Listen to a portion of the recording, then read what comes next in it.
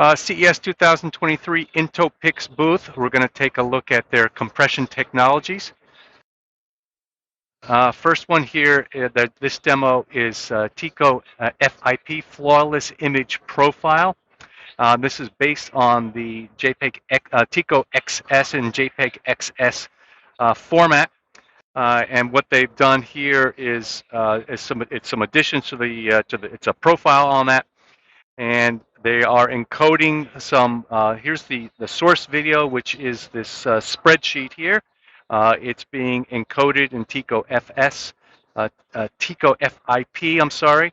And sent out. This is a 4K 60 444 signal. It's being encoded and sent out over. This is a Wi-Fi network from from the transmitter to the receiver, decoded here, and then shown back on the monitor here. And the purpose of this is to show that the fidelity of this text, and if we can focus there, is essentially the same fidelity. It's a little hard to focus as the source material. And also with extremely low latency. This was a demo that they also showed at SID. I'm sorry, at IBC, but this demo can also support 8K60 444 with less than 1 gigabit. This one is 4K at 6444, and it's running at a half a gigabit.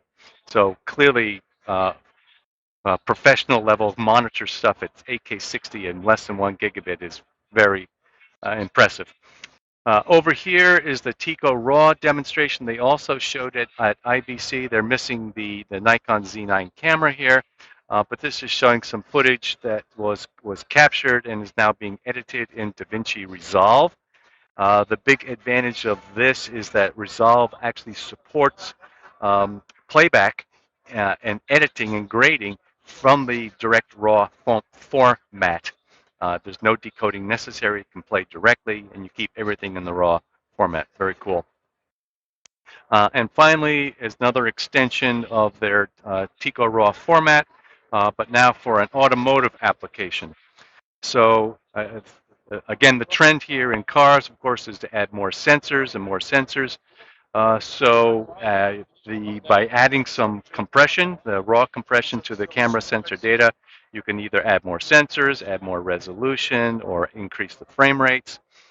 So this demonstration is designed to show that you can take a sensor. Here's a live sensor that is being encoded and transmitted. Well, it's supposed to be over a MIPI interface. This happens to be a Wi-Fi interface, but it's using the MIPI protocol.